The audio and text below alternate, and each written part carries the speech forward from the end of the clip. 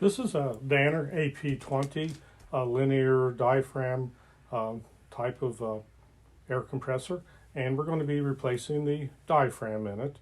And it's a fairly easy replacement. There's just a lot of small components, and I think it's always best to kind of take your time and make sure that everything is done properly, because these air compressors with the 1-year warranty, as long as they're taken care of, they should last many, many years. I think it's a good idea to replace the diaphragm yearly, especially if the pond owner is using it as an part of an aeration system and filtering system for the pond yearly. If they're just using it for, in combination with the de-icer for keeping an area ice free, then in theory they could probably avoid having to do a yearly replacement. But for the price point for the diaphragm kit, I think it's well worth it to do it on a yearly basis. It's just kind of one of those nice things to put it on your calendar of a list of things to do as far as your pond maintenance each season. In the kit that is supplied by Danner for the AP-20, these are the components that are included in the kit.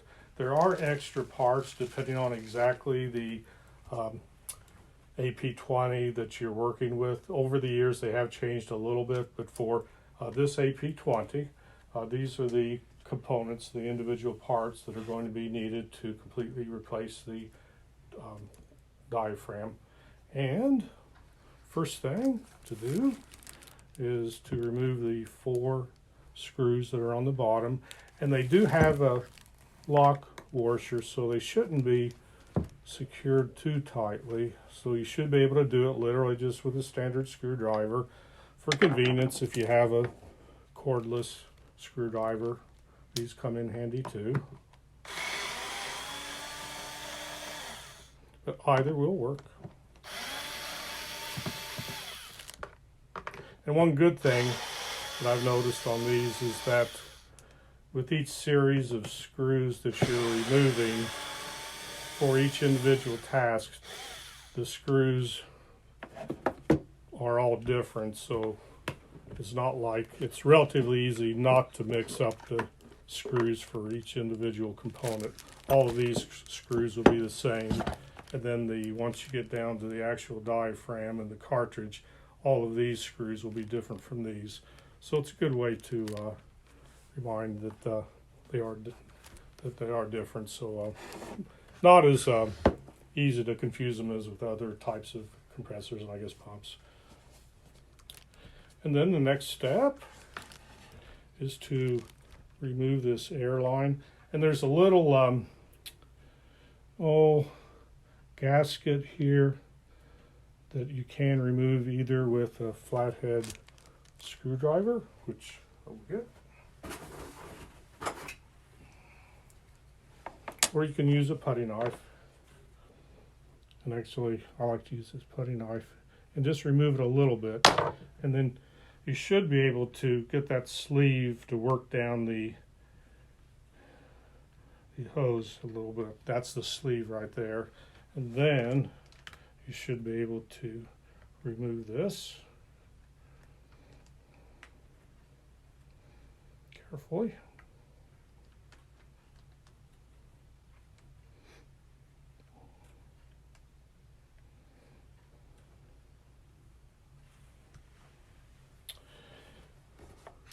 And then the next item that needs removed is this plate here. It just simply has 1 screw.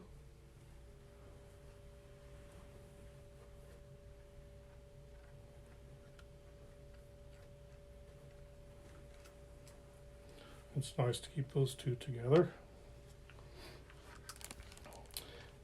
And then the next step is you have all 4 of these screws that are the same, so you don't have to worry about which 2 are in the top and bottom.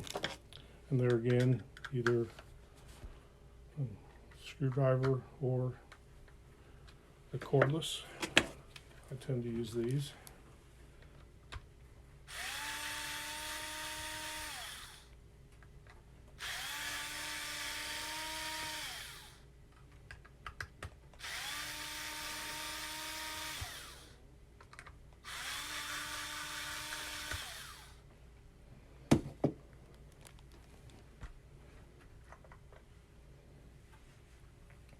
And then you can set this to the side. Eventually, these two inserts will need to be replaced. Now, if this is a model that has been used outside, it is good to, if you do see any debris here, to clean it. I think the manufacturer recommends using soap and water. Sometimes you can do it with a damp rag. But if there is any debris here, literally from the perhaps the diaphragm itself, it's good to get that nice and clean. And we'll set that there.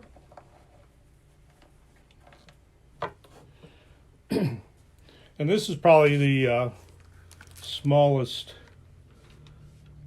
component here that you have to remove. There's a very small nut here. And you can either use a pair of pliers. I like to use one of these small crescent wrenches, but either one will work. You have to just carefully loosen it up. When you do this initially the first time, the manufacturer does put a little bit of little dab of red paint here to kind of secure that nut and to show that it's never been tampered with.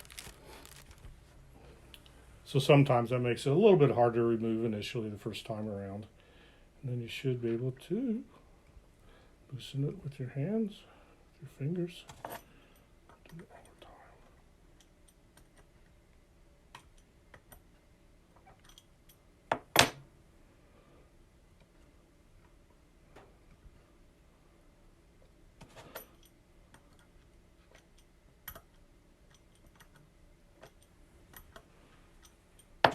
Once this nut and washer are removed, then you can remove the entire diaphragm assembly.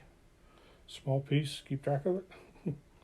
Small washer, keep track of that.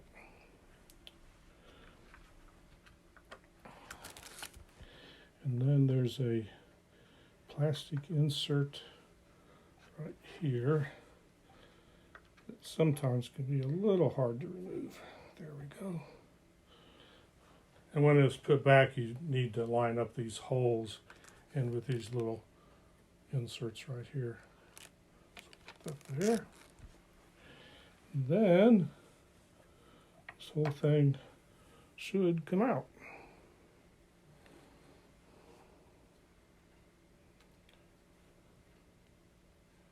Don't be too worried about like angles and stuff like that, Keith. We'll get close-up shots after.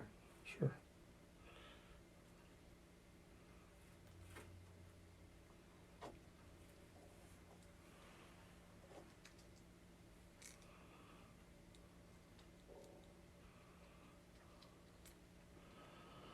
There we go.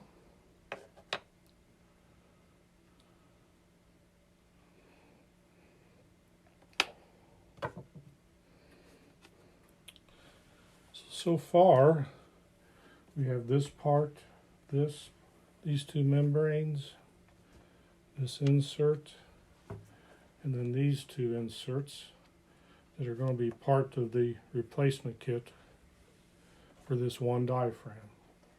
And there again, this is a complete set to replace both diaphragms, so we're just doing one for right now for demonstration purposes.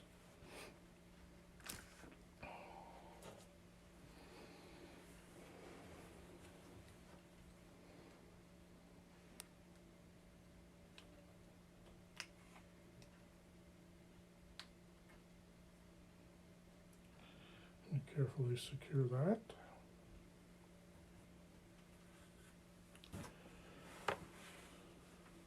And I'm putting the original ones back in, but they're identical to the ones on this replacement kit.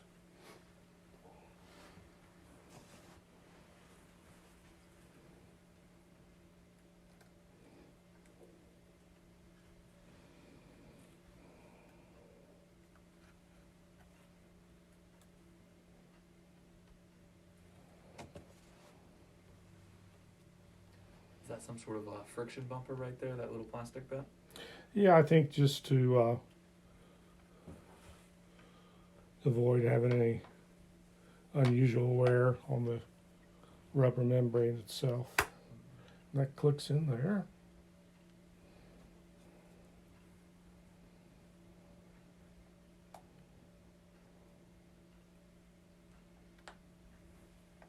And as you can probably see, this is best to do inside where you have good light.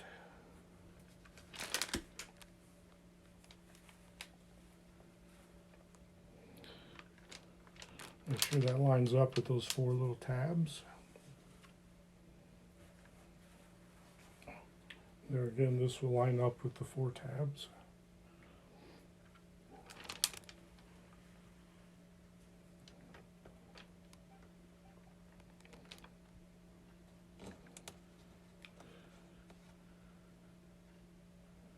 And the small washer.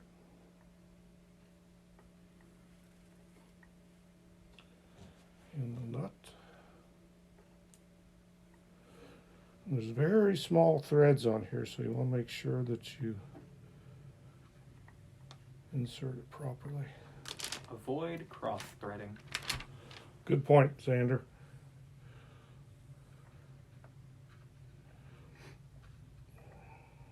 Okay. And all these components have washers. These have lock washers, so nothing needs to be. See, I didn't have that on there all the way. Nothing here needs to be tightened super tight. I would say just reasonable torque, if that makes sense.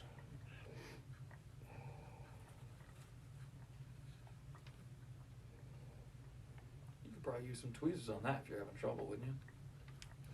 Yeah, I like to use the crescent wrench.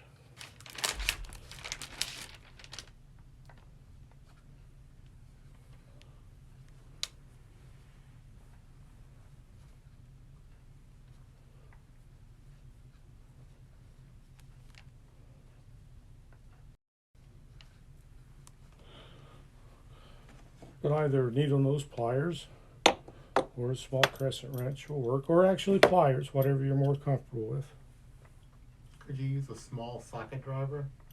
If I had one, yeah. All the above will work.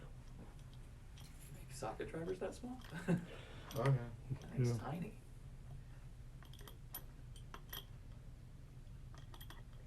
Probably, 1/4 inch, but I looked for them at home and I didn't have any that small, but I know they make, I'm sure they make them.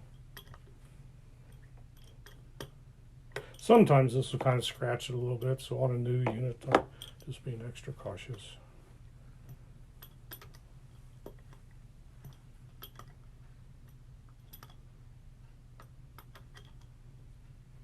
There we go.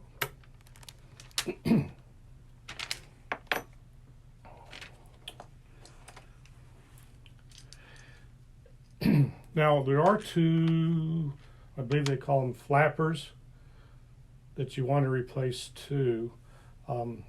For now, I'm just going to show them to you because you kind of have to remove them when you're replacing ones that have some age to them.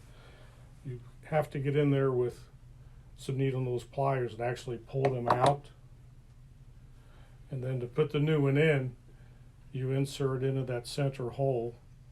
And then from the opposite side, then you pull it through. So it would damage a new one. So at this time, I'm not going to do that. But they're put in opposite directions. So this one goes in this way, and then the other one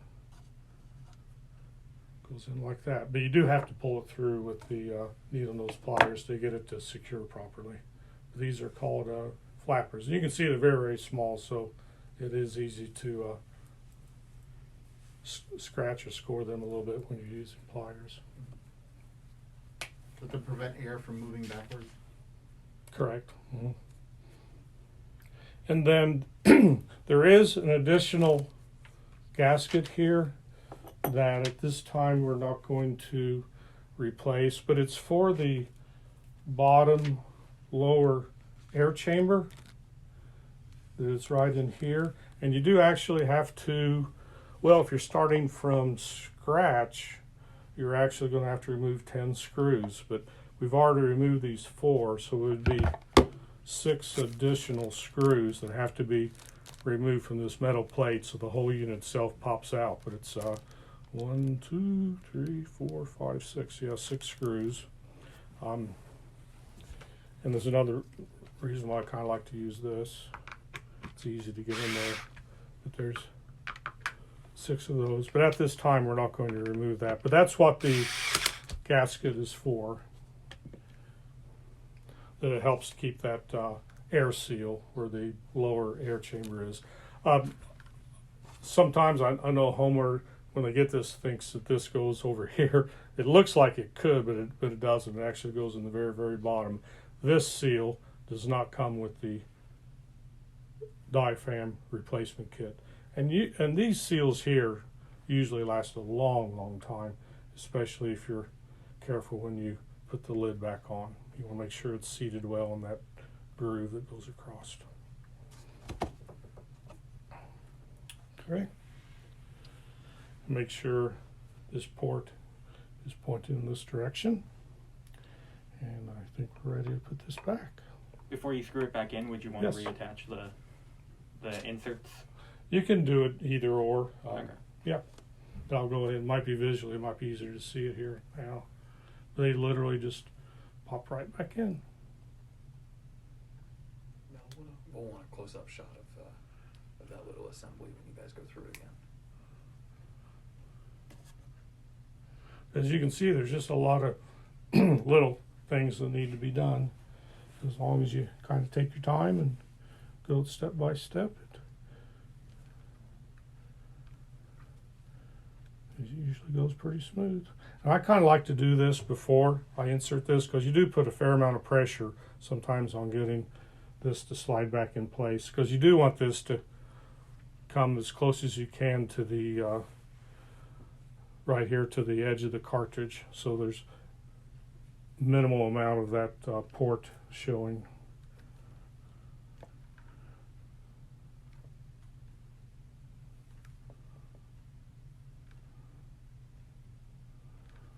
Okay, looks like that's pretty well seated there.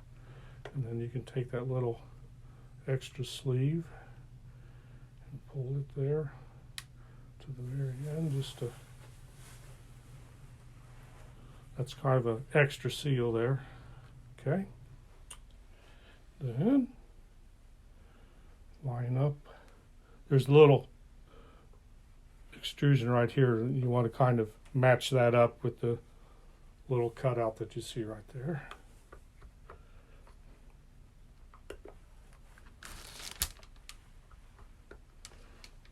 Okay. As long as you don't see any gap right here, then you know you're good for inserting the 4 screws.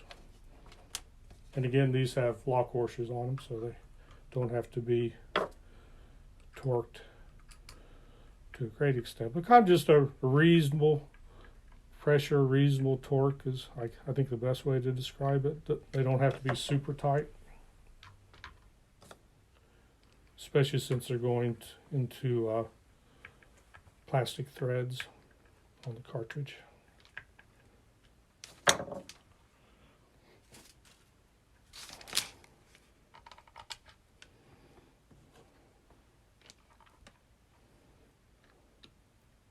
More related to the video part of this, and it's a good thing you clapped. You'll be able to line up the audio and the video really easily.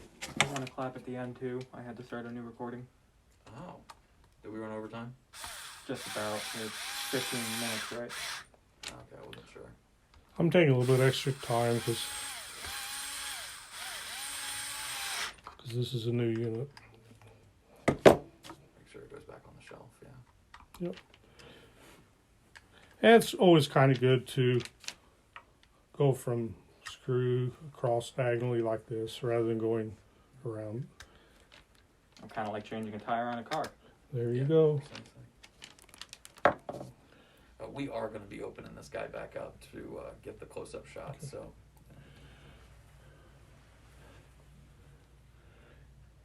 And then this plate just helps hold the 2 little inserts in place. Very small pipe, very small threads here, so be careful. And there again, don't over tighten. Now, are the assemblies identical on both sides? Yes. Yeah. Mhm. And there again, you see where that got dislodged a little bit. You want to make sure that that gasket is in place. is in the channel there before you put the lid back on. Okay.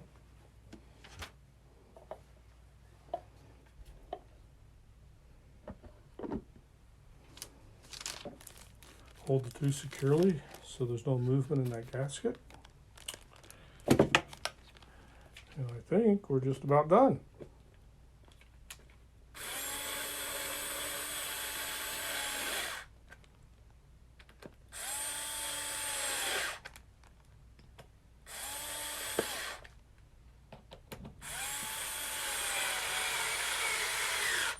Maybe I should have brought up the SM7B. If this had really good audio, it could be very relaxing to listen to. And there you have it. With just a little bit of preventative maintenance there, you can keep your AP-20 running good and strong for years. Smash that like button. Smash that like button. Order now to get your special edition opened by Keith AP-20. That was really good, Keith. I gotta say.